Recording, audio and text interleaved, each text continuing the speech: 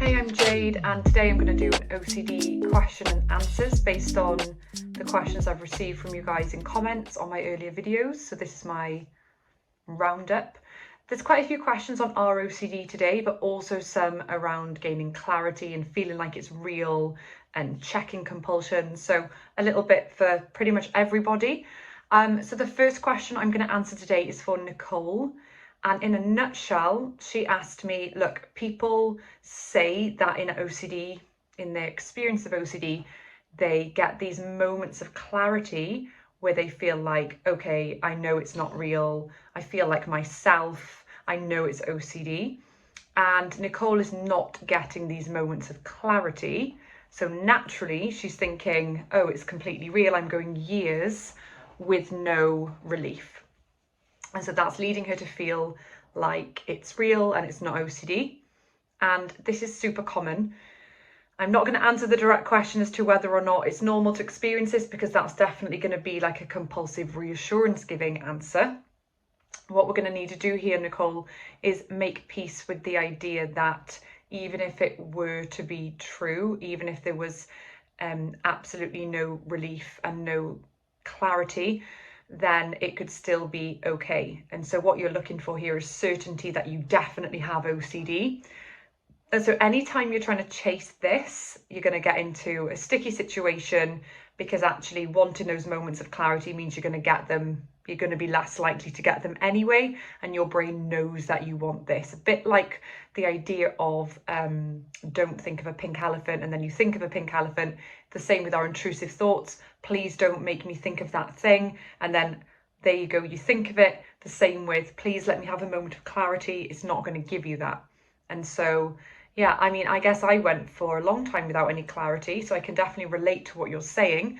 But you're not going to be able to outsmart OCD by finding people who also don't feel moments of clarity. You're going to have to go with, maybe everyone else is feeling these moments of clarity and I'm not, and working on unconditional self and life acceptance to see that whilst we don't want our fears to be true, whilst we know that with OCD it's such a low probability, that will never wash with our brain. It's never going to let us get away with that. So we have to work on just becoming less terrified of our fears, so that we're responding the same way as someone without OCD would. So this is not about accepting and making agreement with them. It's about acceptance of, whilst I don't want this, it's not as terrifying as I imagine. Nicole, I think that you were talking in the context of your relationship. So what you're going to need to work on is seeing that even if you are in fact in the wrong relationship, which you can never know anyway, you could still live a meaningful life. You could still be at peace whilst you don't want that to be the case. That is still certainly possible. That would then unlock OCD's serious attachment to wanting to know if you're in the right relationship or not, and obsessing and figuring out, is it real, is it real, is it real? If you didn't care if it was real or not, then it wouldn't latch. So that's my advice to you. Okay, Miss L says, how did you manage to have kids and commit to your relationship concretely? So this was on my ROCD video. If you haven't watched it, you can trail a few weeks back and find that one. So the word concretely here is what sticks out to me. How did you commit to your relationship concretely?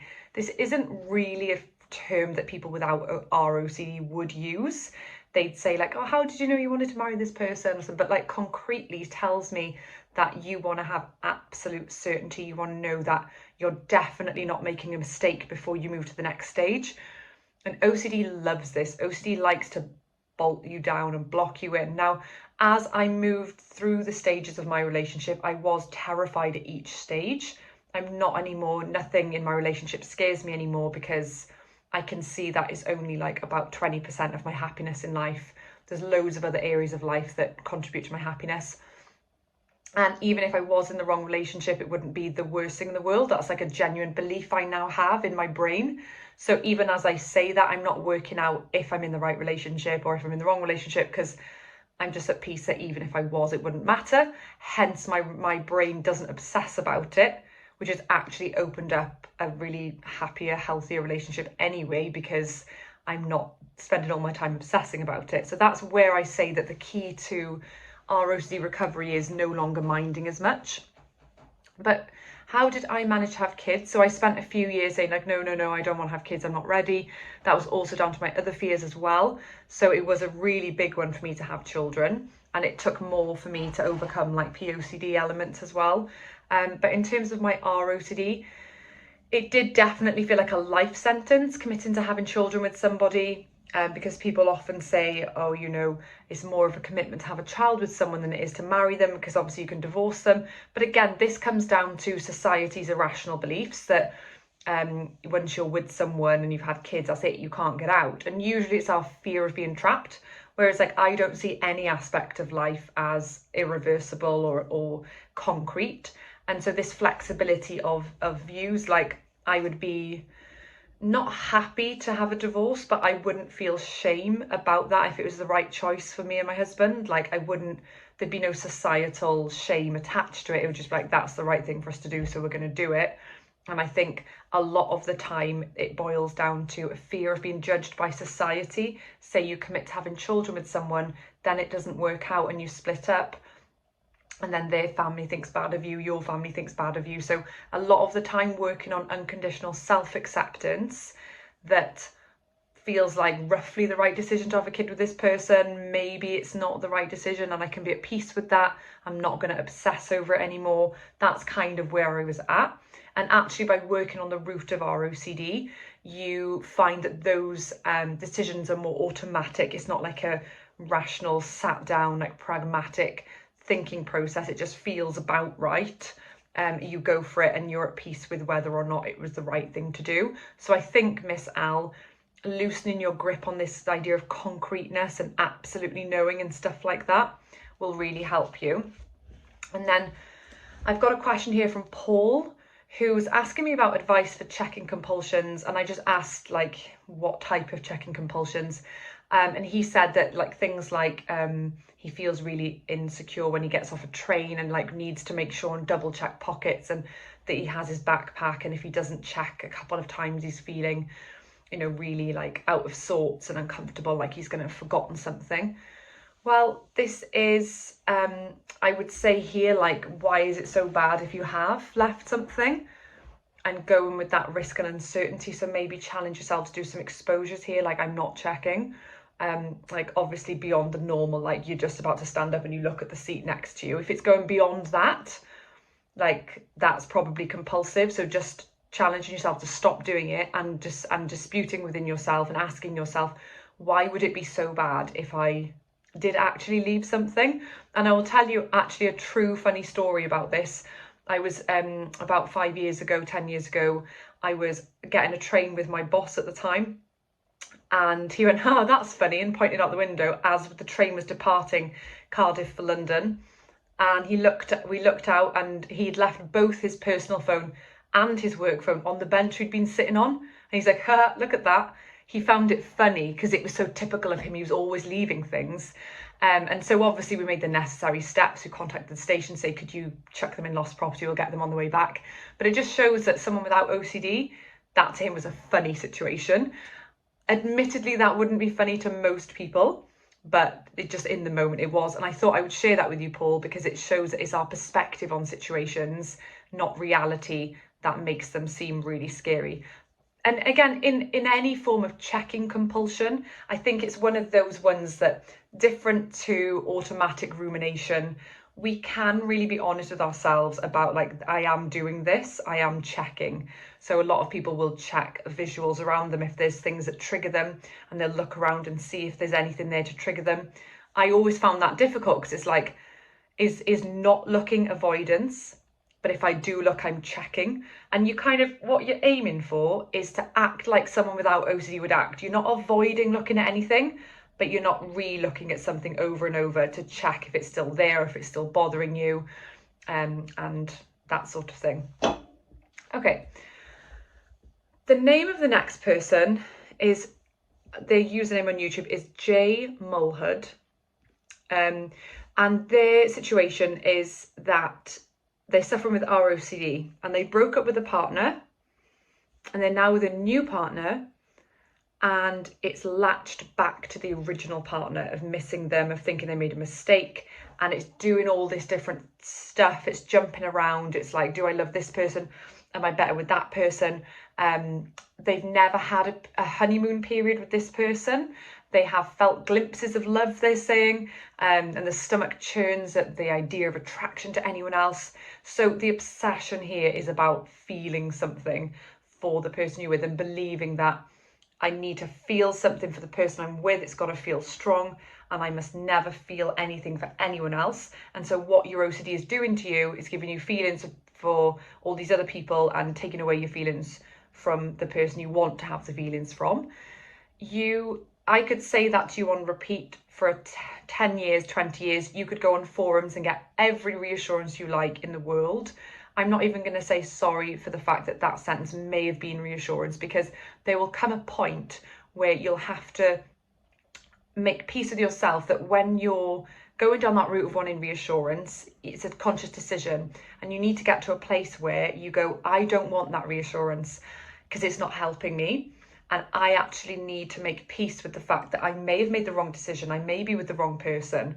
And seeing that our OCD latches to the fear of making the wrong choice. And there's no way to ever know that you made the right choice. So what I did in my ROCD journey was I genuinely had my brain changed. I changed my brain so that my relationship was no longer in reality a huge portion of my happiness, that it's great if it's going well and it's not terrible if it's not going well, and seeing the rational sense that you don't have to always feel attracted to a partner. It's nice when you do, but when you're desperately wanting to feel that, you're not going to feel it. So yeah, if you want to get to a place where you're not obsessing over this, you're going to have to make peace that maybe you did move on from a partner who was right for you, and that today you are with the wrong person, then that wouldn't be as terrible as you imagined.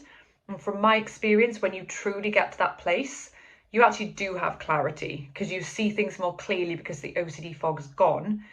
But for as long as you're desperately trying to get that clarity, you won't get it. So you have to do the work on becoming more rational and seeing that it's not scary. And really this whole thing, the stomach churning at attraction to others, seeing that is, it doesn't have to mean something to be attracted to others, and even if it does, it doesn't matter anyway. It's just about really loosening our grip on caring so much about it all. Okay, and then we also have YouTube names are really funny, and it feels strange addressing people by them, but I want people to know like who I'm speaking to. So are you ready for this? Snake Dogman says, so I was doing a video on ROCD, and I was saying the key point that I made peace that 15 to 20% of my happiness is based on my relationship, and the rest of it is more stuff in life. And by the way, Paul, if you're still watching, I'm desperate to check if my microphone is switched off, because the battery's really low, and I'm not going to check it because I'm at peace with maybe having to re-record this whole video. So that's a good example of not giving in to checking compulsions, even though it's not a compulsion for me, just a good example. Okay, so Snake Dogman is saying, is there any point in even bothering with a relationship if it's only 15 to 20% of happiness in life? How do you deal with not being attracted to a person a lot of the time? And then this person went on a lot to say, like, I'm generally quite happy single, I'm fine on my own. And I really started to get the sense here that you are feeling a desire to avoid relationships because it's extremely triggering and stressful to be in them and feel this way. Now, yes, I said that 15 to 20% of life is a relationship, but I feel like that's a big portion. When you think, like, for me, maybe my kids is like 40% of my happiness, my relationship is 20%, my work is 30%, my friends are 10%, and my other interests and hobbies are 10%. Like, losing that, like losing one of 5 fingers, is pretty big. Like, I wouldn't like to be in a place where I didn't have that in my life.